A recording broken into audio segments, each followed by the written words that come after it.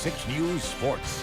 It is great to be back, especially when you're winning games. It's been 11 days since the Jays last played. That was the Villanova game. A great win. Tonight it's DePaul, the Blue Demons. A bit sluggish early. Could have been the layoff. After trailing by 8, the Jays find a groove and pull away with a 31-10 first half run. Creighton a winner 77-53, and that's now 7 of the last 8. Husker women head up to Minnesota looking for a third straight W. Late second half, Sam Hybe's and 1 ties the game at 62. But that ends up being the last Nebraska bucket. The Gophers end the game on an 11-1 run, winning 73-63. The Huskers are now 9-9 in the Big Ten. State swimming and diving starts tomorrow. A big deal for all the competitors, but extra special for one senior. Marion swimmer Maddie Clark is all smiles these days.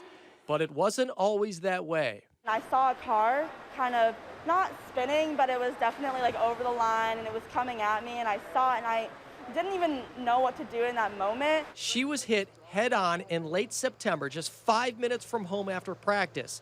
A massive collision on State Street that changed everything. I had 4 fractures in my pelvis. I had 2 fractures in my sternum, and then I had 2 rib fractures, and then I had a collapsed lung, and then a couple of facial fractures.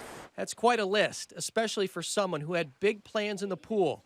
But all that was put on hold. Maddie was given a wheelchair instead, and she was not allowed to use her legs for 2 months.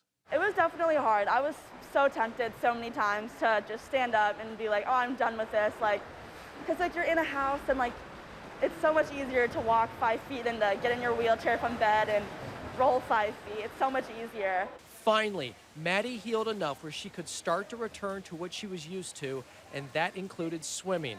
Her first meet back in December wasn't exactly up to her standard, but she's full strength now with as many as 4 chances this weekend to add to her collection of 3 state championships. Immensely proud. I've known Maddie since she was about 10 years old, and you know, to have this happen right before her senior season was, you know, just devastating at the time, but I knew if anybody was going to be able to do this, it was going to be Maddie. I'm so grateful for everyone who has helped me, who has been in my life since the accident. I'm so grateful for my parents and my friends who have definitely kept me sane during the entire thing. And obviously I'm thankful for my coaches and doctors for being there for me and helping me get to this point, because there's no way I'd be able to be here without them. I'm just really looking forward to and excited to just watch her race this weekend. And I think a lot of people, like, I know she wants to compete and do well, but I think a lot of people are just going to be amazed at the fact that she's even there racing. No doubt, Maddie is no stranger to a challenge. She's going to West Point, where she will swim for the United States Military Academy.